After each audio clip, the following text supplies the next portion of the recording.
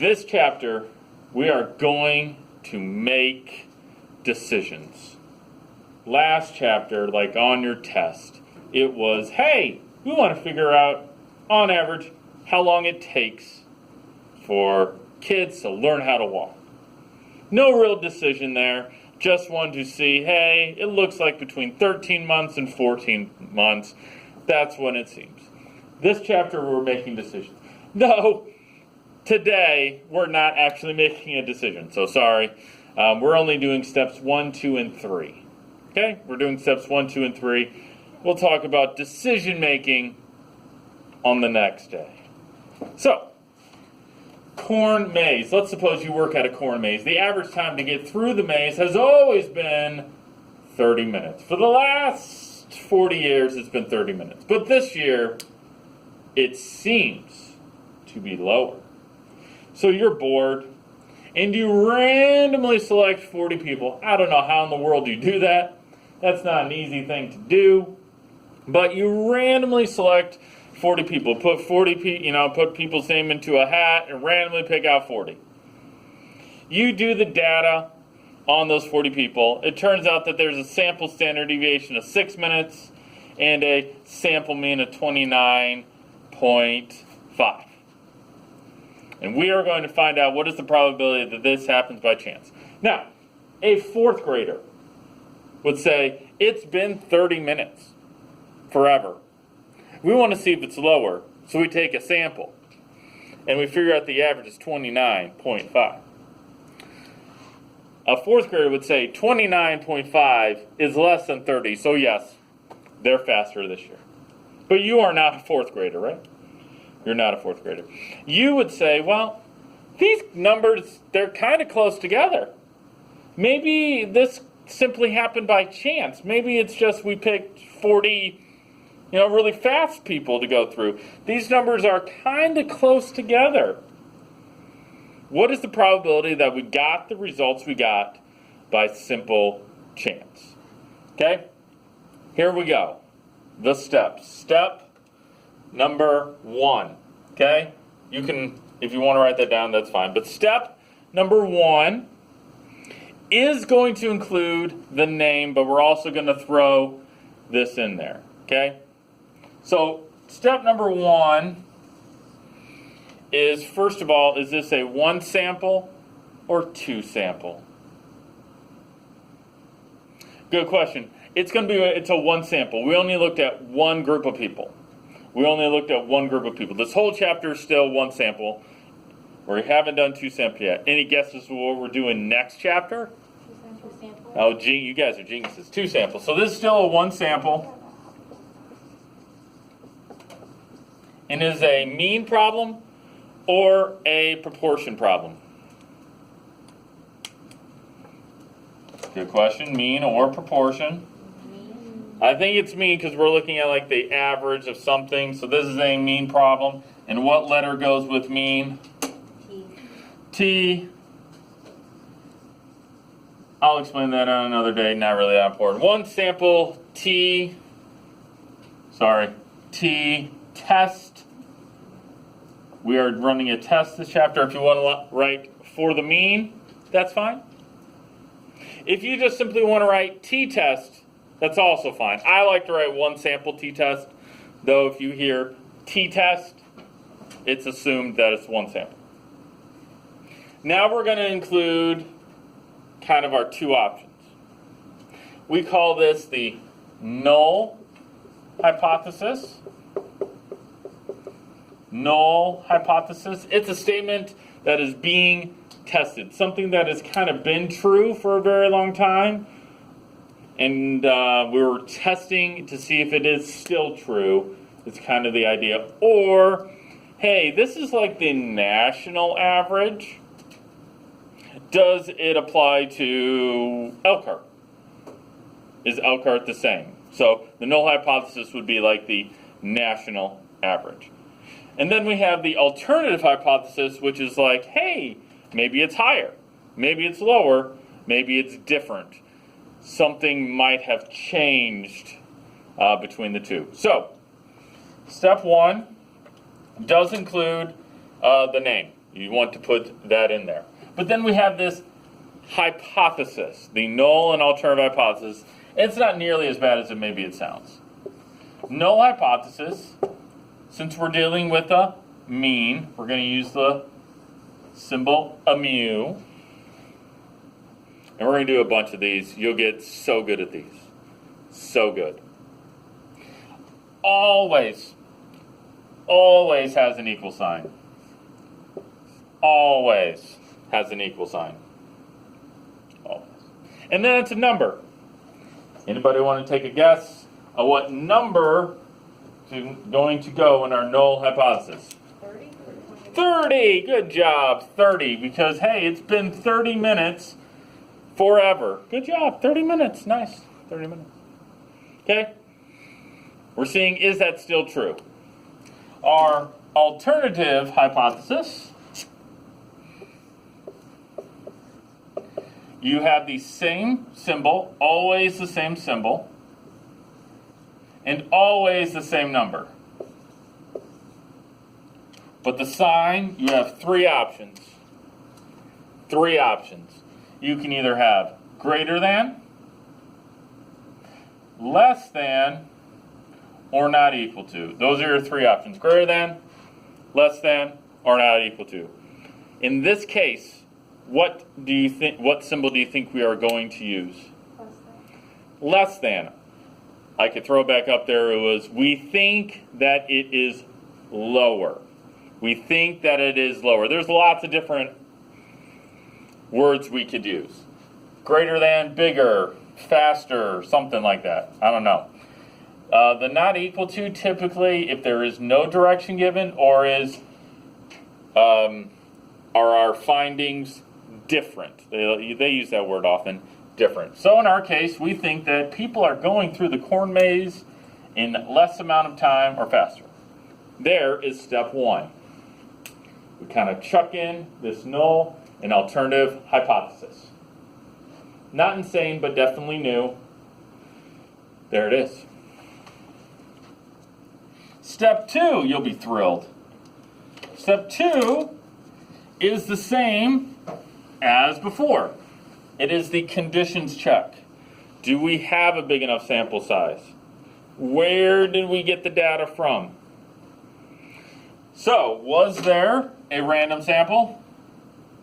I think I said it in there. I think it said a random sample. I could go back. I think it did. So we just put yes, there was a simple random sample. Again, that's a lot easier said than done, but yes, it was a random sample. Good. It wasn't just 40, 21-year-olds who are really fast, that type of thing. It was random. And then the normal check. The normal check, I'll go back.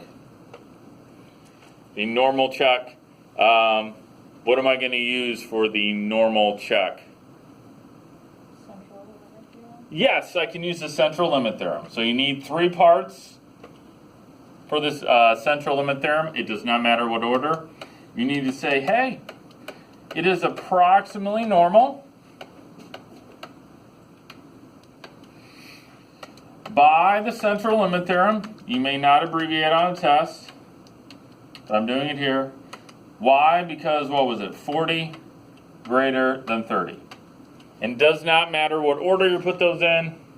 Need all 3 parts, but that's the same. I believe on your test, not on this problem, but on your test, you had to graph the data. If they just give you the data, you have to graph it, comment on the graph. Hopefully there's no outliers. That's a big problem. And hopefully it's symmetrical.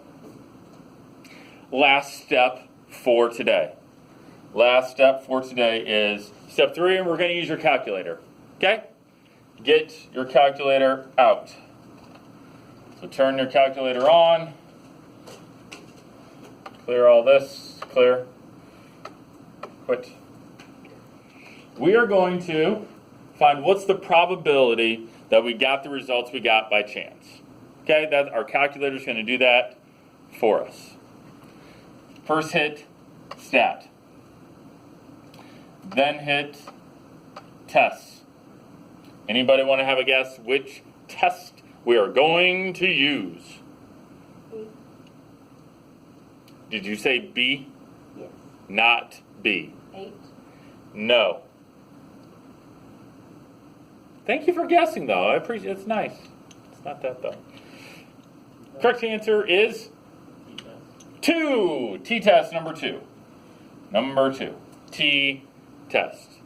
Again, that's implied one sample. So hit enter. And if we have a list of numbers, then we hit data. But we don't have a list of numbers, so we hit stat. And I think I still have mine saved. Here we go. You ready? The first one is the null hypothesis number. The null hypothesis number. We think that the average going through the maze is 30 minutes. The null hypothesis. X bar is the sample mean. What is the mean? When we took a sample of 40, I believe it was 29.5 minutes. This is the sample mean. Sometimes I'll just label it X bar, which is super nice, but it's a sample mean. SX is the sample standard deviation, and N is the sample size. N is the sample size. This one is your alternative hypothesis. Alternative hypothesis. So this is a not equal to. This is the one we want, which is a less than. That is a greater than. Give you a second to make sure that you understand those buttons. Obviously important. I'd be more than happy to go back. Hit calculate, and then I'll tell you what you have to write down. Now, if you wanted to write everything down, that's fine. No need to, but if you wrote everything down because you were like, forgot, that would be fine. What do I need? I need, for step 3, I need T. I will bore you for 45 seconds. What in the world is T? Since we do not know for sure that we have a normal distribution, just that it is approximately normal, T is an approximation for a normal curve. It's very close, but we're going to be technical. T is like z-score. This is like a half a standard deviation away from the mean, below the mean. If that doesn't make any sense to you, it's fine. But that's all you need to know about T. That's an approximation of z. We're half a standard deviation away. P, do not write P only. Okay? P stands for p-value. So you want to write p-value equals like 30%. This is the probability that we got the results we got by chance. You don't have to write that on your test. You just need to write p-value equals 30%. If you write p, that would be wrong.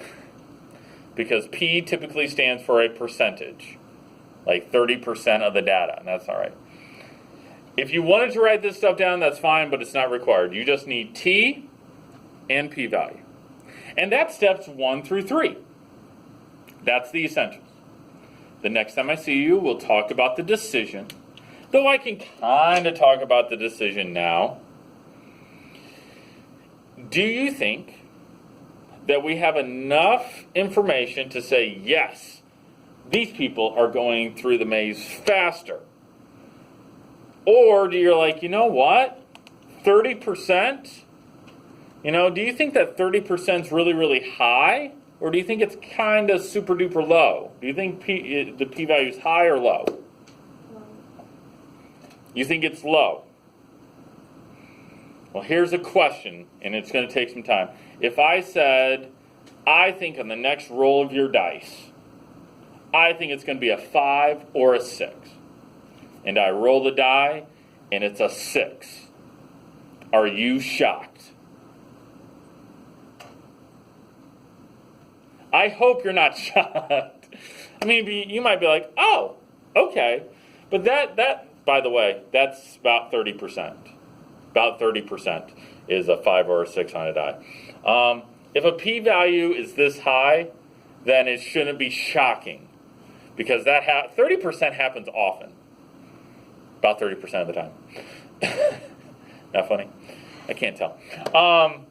This is actually pretty high, okay? And maybe it'll sink in later. It takes some time, but we'll talk about making a decision later. My opinion is, yes, the sample of 40 was faster, but not significantly faster. It happens 30% of the time. The maze is basically the same. That's my decision. We'll talk about it later. I do have a joke, and then I'll be done. By the way, I love corn mazes. They're super fun. I like going to Amazing Acres. Been there about 7 years in a row. Our family loves it. That has nothing to do with statistics, but just fun. In the corn maze, I felt like I was being stalked. And it was eerie. All right.